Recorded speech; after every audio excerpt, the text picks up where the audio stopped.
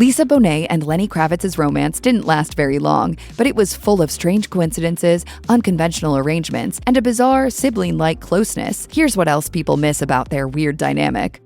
Bonet and Kravitz seemed like a match made in heaven when they began dating, and they certainly looked like they belonged together. Both rocked long dreadlocks and shared a killer boho style. But fashion sense was not the only thing the pair had in common. They both came from similar half-black, half-Jewish backgrounds, which is a pretty bizarre coincidence. Bonet's mom was a white school teacher of Jewish descent, and her father, Alan Bonet, was a black opera singer. Meanwhile, Kravitz's dad was also white and Jewish, and his mom, Roxy Roker, was a black actor known for her role as Helen on the classic sitcom The Jeffersons. Helen, I know what it must have looked like, but you made a big mistake. Yeah, I married you.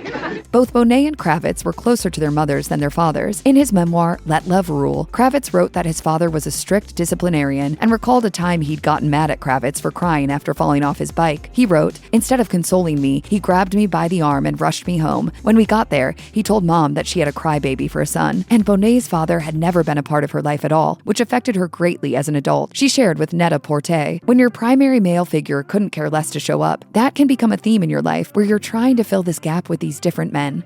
It's easy to think of Bonet and Kravitz as having been a power couple back in their day, but oddly enough, Bonet was the bigger star when the pair first met in 1985. Kravitz, meanwhile, was relatively unknown at the time. To those who grew up watching the couple's romance blossom, this may seem like a pretty weird tidbit of information. Bonet landed the role of Denise Huxtable on the wildly popular sitcom The Cosby Show in 1984 when she was just 16 years old, which quickly skyrocketed her to fame. Kravitz, on the other hand, was an aspiring musician who had yet to release a hit song. In fact, when Bonet and Kravitz first crossed paths at a New Edition concert, Kravitz was starstruck by Bonet, fumbling a bit in her presence and complimenting her on her hair. Of course, they did end up hitting it off, and Kravitz made a name for himself in 1989 with his hit single Let Love Rule. But for a while, even the press sometimes referred to Kravitz as Mr. Bonet, which he did not appreciate. He told the Los Angeles Times, "I don't want to look like I'm riding her coattails."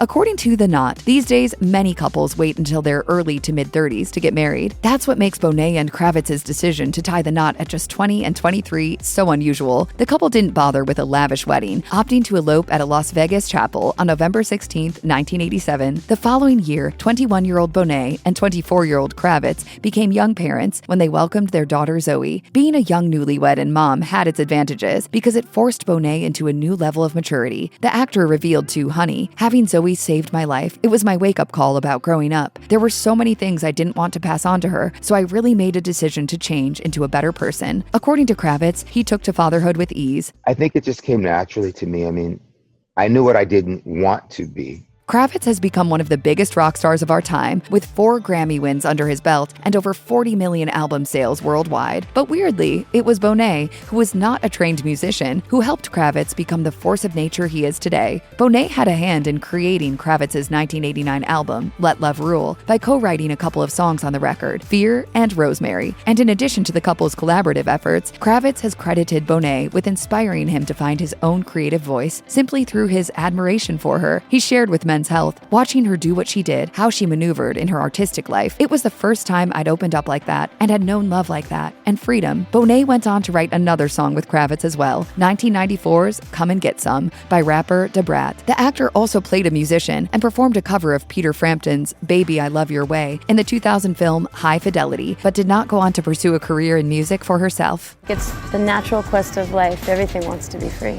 Bonet and Kravitz had an unusual number of things in common regarding their families, and one of these was the tragic coincidence that they both lost their mother to breast cancer. Kravitz's mom passed away from the illness in 1995 at the age of 66. The loss was devastating for the musician, who told People, "I was a mama's boy. I know that I wouldn't be here if it weren't for her and all those who came before me." Kravitz counted himself lucky that Roker had been an actor because it meant he could rewatch her work during the times when he was especially missing her. He revealed, "I'm very fortunate that she was on television because when I need to, I'll turn on The Jeffersons and watch her, and it does so much for me." Bonet's mother, Arlene Littman, died of breast cancer in 1998 at the age of 58, which was a huge loss for the actor.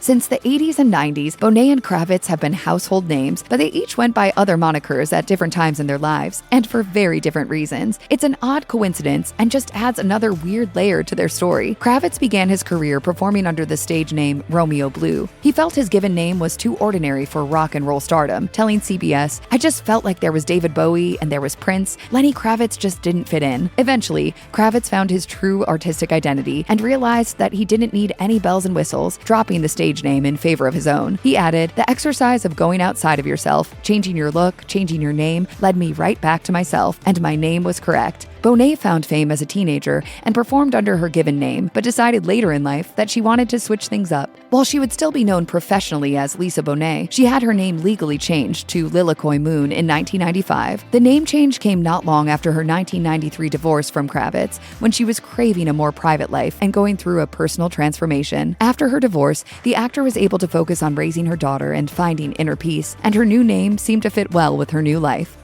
While Bonet and Kravitz seemed like a super happy couple, their relationship could not stand the test of time. The pair split in 1991 and finalized their divorce in 1993. While it is common for couples to part ways amicably, it was a bit weird that Kravitz continued to express his love for Bonet in interviews after their split. He told the New York Times in 1993, "I still love her very much, more than she'll ever know." She really helped to bring out the best in me and inspired me. While Bonet stayed true to her desire for privacy and kept mum about the marriage ending, Kravitz continued to speak out about how painful the experience was for him. In a 1995 interview, he confessed that his split from Bonet took a serious emotional and physical toll on him. He revealed to Rolling Stone, "For like 6 months, I only slept for 2 hours a day, from 4 a.m. to 6 a.m. His only outlet was his music, and he drew upon his hurt feelings while writing his 1991 album, Mama Said." Kravitz said, "I was in a tremendous amount of pain when we broke up. Tremendous." Kravitz and Bonet's relationship has morphed over time, and it's clear they still have a lot of love for one another, despite all the years that had passed since they were officially a couple. Kravitz told People in 2024, "The love doesn't leave you, but it has to find a new way to funnel itself into a new life. We consciously wanted to do that." While Bonet and Kravitz appeared to be like-minded in many ways, it turned out that when it came to parenting, they were on completely different pages. It's a strange contrast that some may find to be surprising. This became all the more evident when the pair split and were tasked with co-parenting their daughter Zoe. According to Zoe, Bonet was strict, making sure she adhered to a vegan diet and abstained from watching TV or using the internet. Occasionally, Zoe was allowed to rent movies, but otherwise, she was encouraged to use her imagination and explore her creativity. Kravitz, on the other hand, was much more permissive, and when Zoe went to live with him in Miami when she was 11, she was suddenly allowed all the TV and junk food she wanted. Zoe explained to Esquire, "It wasn't that my dad didn't care, he just cared about different things." Lenny Kravitz, being your daughter has been one of the great adventures of my life. We've seen a lot.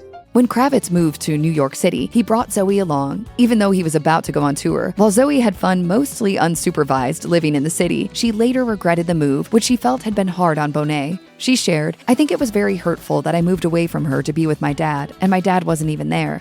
Over the years, the initial pain from their separation wore off, and Bonet and Kravitz found their relationship had moved up to a new level of closeness. Many couples stay friendly after calling it quits, but it seems Bonet and Kravitz remained so close that they became like family to one another. Kravitz told People, "After Lisa and I separated, we learned to find a new relationship. We're like brother and sister." Bonet and Kravitz's closeness was on full display in a 2022 Instagram pic the musician posted on his ex-wife's birthday. The black and white snapshot features Bonet flanked by Kravitz and their daughter Zoe, both kissing her on the cheek. Zoe's mom and I now are best friends. Given how devastated Kravitz was in the wake of his divorce, it's a little weird that he and Bonet's second husband, Aquaman star Jason Momoa, became such close friends. Bonet and Momoa were together for 17 years, dating for quite some time before tying the knot in 2017. They share 2 children, a daughter and a son. Although Bonet and Momoa divorced in 2024, they have remained close, and Kravitz and Momoa seem to have become even closer. In 2024, Kravitz appeared on the cover of People, and Momoa had nothing but praise for his pal. He said, "Oh my God, he looks amazing. I mean, he is the most beautiful man in the world. It's insane." His comments indicated that he and Kravitz still had quite the bromance, even though Momoa and Bonet had called it quits. And apparently, the whole blended family is full of love for one another, given that Kravitz is part of Bonet and Momoa's children's lives as well. Kravitz revealed to People, "I'm very proud that their kids call me Uncle Lenny. We're all extremely close and share a lot of love."